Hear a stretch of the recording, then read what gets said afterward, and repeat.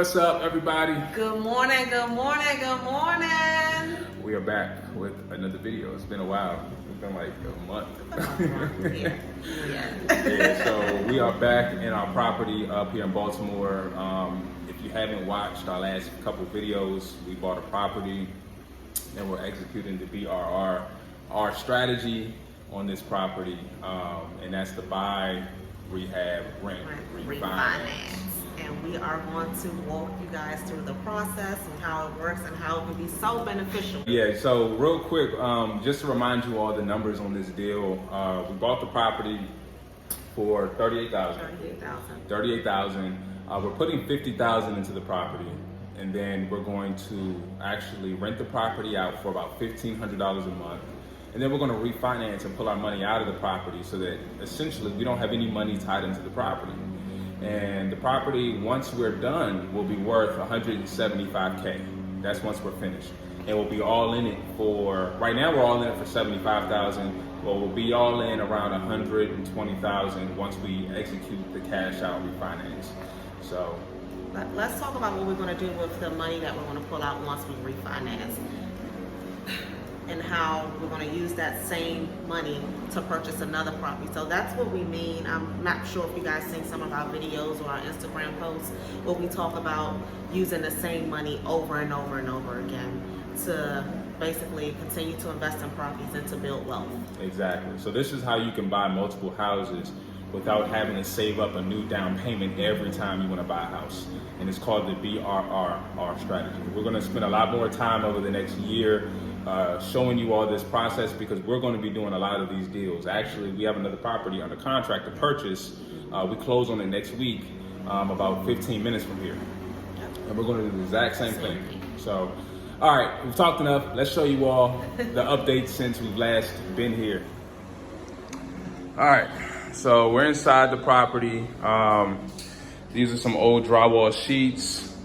If you remember from the last video, this whole kitchen was closed off. Well, what we did was we opened it up, took this wall out, and we put a beam up here. You can't see the beam because we drywalled it in, but we have a beam supporting the roof. We put this wall here for an island. So you see our plumbing is ran here. Over in that corner is the gas line for the stove, and we're gonna have a microwave up top. We're gonna have some countertops and cabinets here. We're gonna have a fridge here. But the kitchen is completely opened up. Before, it was a tiny little kitchen. Only about 2 people could fit in here at one time. Now we have plenty of space. So this is a value add.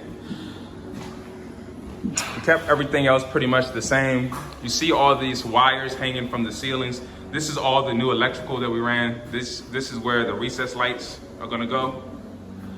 So we have about, I think, 25 recess lights, right, Nicole? About 25 recess lights throughout the house. Recess lights in here. So this is gonna be probably a more formal room here, and this will be the living room. Want to show them the floors that we picked out? Oh yeah, so we bought the floors already. So these are some upgraded laminate flooring, 7.5 inches. If I told you how cheap these were, you wouldn't believe me. But they were about $1 per square foot. And they look really good. These are all the boxes right there. Definitely cheaper than hardwood. And we're gonna run this floor all throughout this first level, except for the bedrooms. All right, Nicole, you can give us the $1 million tour. So here's another open space where you have access to a full bathroom. Yep. So which we're going to, as you can see, we're going to redoing, but we actually kept the tub, and we're just going to reglaze that. Yep, we're going to reglaze the tub. Everything is drywalled, ready for tile. Then we have one bedroom here, a pretty decent size. Yep. We're going to put carpet in here.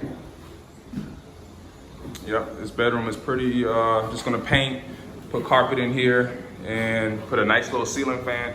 Oh, I found a ceiling fan for $150. I gotta show it to you, it's really nice. It's black, LED, I'm gonna show it to you. It's It's Where you dope. find it at? Home Depot has it. Okay.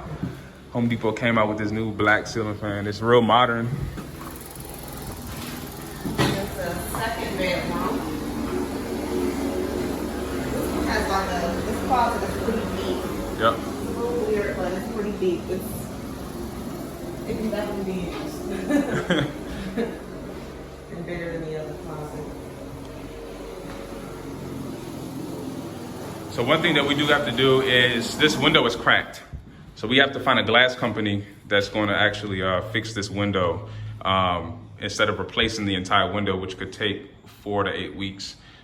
We just need to get a company that can actually come in here and replace the glass because that is cracked. And we will switch out these hideous blinds. Yeah, they're going to come down. We're going to go down to the basement now. All right.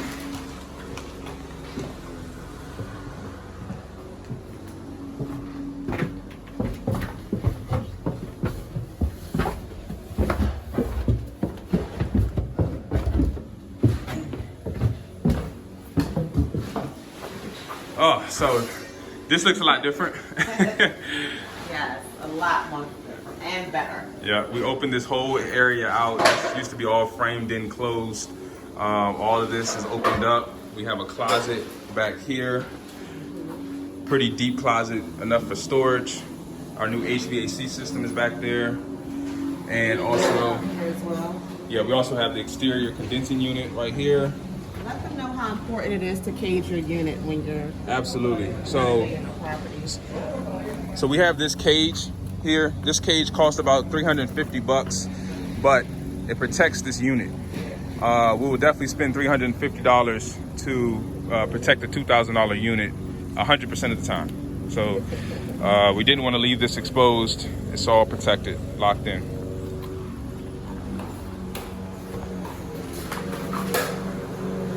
The washer and dryer is going to go. So this is a pretty decent sized washroom. Yep. And we probably should, what do you think? You think we should just towel this? It's probably best to towel because it's a water area. Yeah, I wouldn't put a carpet. Yeah, so we're gonna towel this. Yeah. Sorry, we're getting the grass cut. Yeah. And of course, this is the living space, the little restroom area. We have another full bathroom over here. Yep. So we have 2 full baths in this house. Full bath over here. Shower's been Durocked. We're gonna run tile down here on the floor, new toilet, and we're gonna put a pedestal sink over here in the corner. So probably whatever tile we put down here, we can put over there. Yeah, it's gonna be the same consistent tile. Then we have another bedroom right here, which is our third bedroom. Another bedroom in here.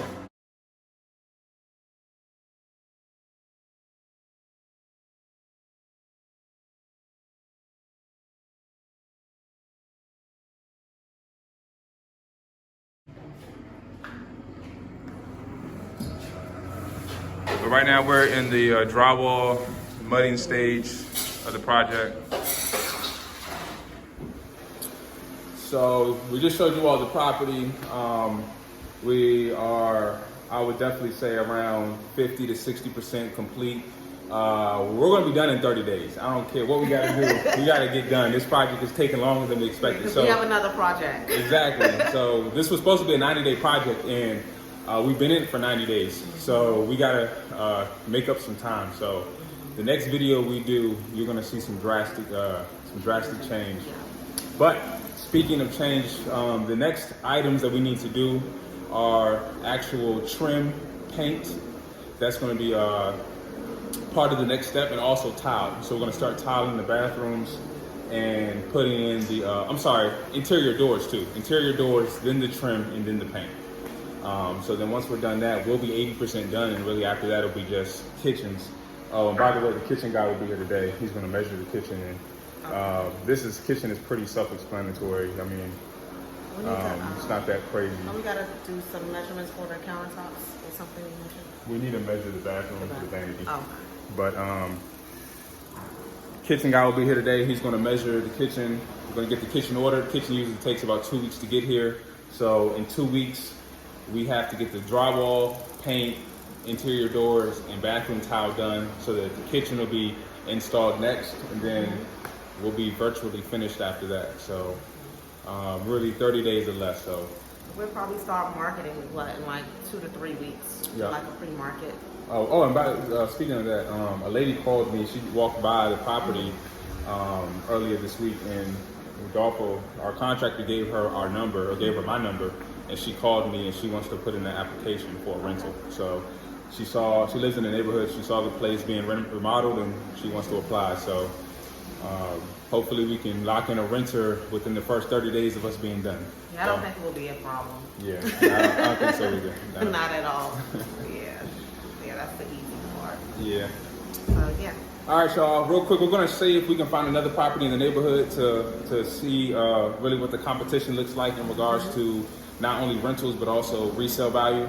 So if we can find another property for sale in the immediate area, we'll take you all and show that to you all. But thanks for riding with us today. We'll see y'all soon. Peace. All right, y'all.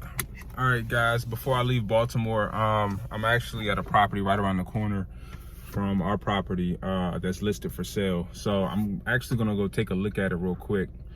Now we're not selling our property, but I always wanna be cognizant or aware of what sales activity is going on in around the properties we own. So this is a property that hit the market a few weeks ago.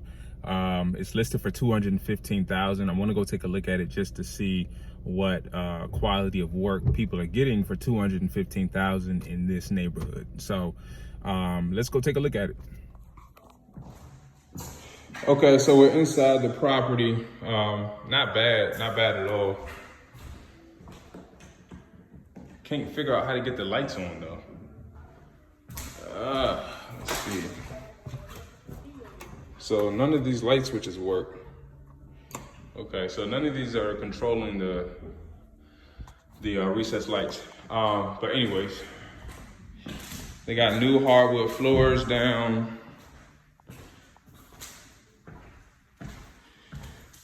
They have a pretty large kitchen in here. Pretty nice.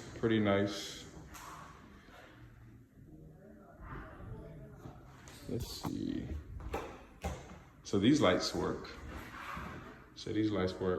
All right, so nice Samsung fridge. They got the quartz, Calcutta, I think this is Calcutta, countertops, nice countertops. Decent sized sink. Got the gas stove with the microwave up top. They have the nice tall ceilings. Nice tall ceilings, but nice cabinets. The only thing that I could say about this, and you know me, I always like to talk my shit because I'm sensitive about my renovations. But the only thing I would have done differently is I would have did a different paint color. I don't really think the paint matches the cabinetry or the floors. So the floors are dark wood, and so are the cabinets. And then they have like a baby blue paint. I would have just painted the walls white or very light gray, but you know, you could always repaint. Let's see what's back here. Back here is just like a mud room. I'm gonna assume the basement is unfinished. Most times, oh no, the basement is finished. Okay, so here's one thing. There's no light switch for this light. Let's see. Okay, so the light switch for this light is out here. It really should be in here somewhere, but whatever, not a big deal.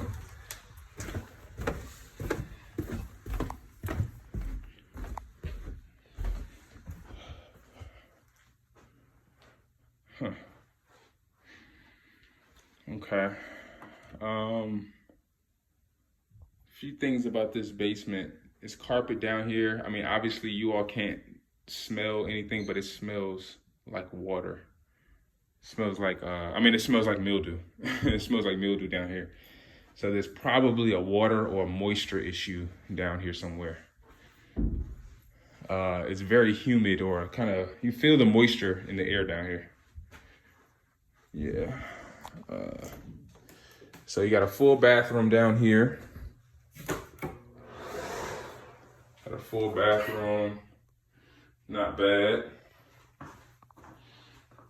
Not bad.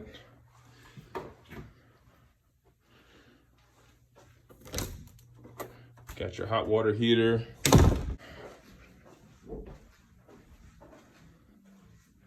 Pretty standard basement. Nothing crazy. There's a bedroom in here. You know, pretty standard basement.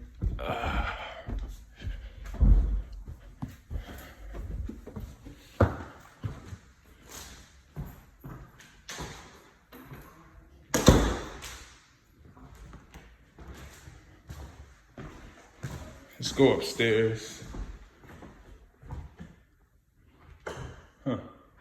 I can't seem to figure out where all these lights are.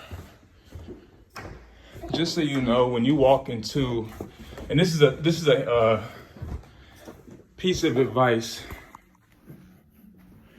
real quick piece of advice, and this is something I've noticed in this house.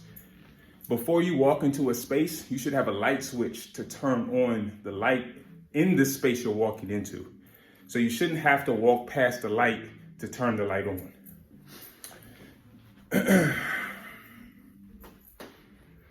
I've noticed in this house, some of the light switches aren't in the most convenient places. That's just a rule of thumb. The light switch should always be somewhere near the entrance to a room or an entrance to the space that you're about to walk into. So that's just a quick tip for functionality. Trust me, buyers do realize that when they buy houses. So, yeah. So this is a standard bedroom, not bad. Carpet, you know, pretty much essentially what I'm gonna do in my property. All right.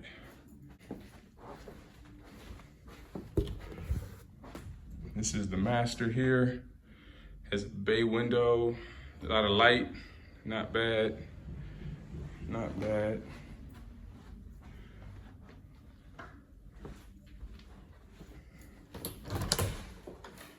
Okay, got a full bath in here, full shower, right next to the master, not bad, okay.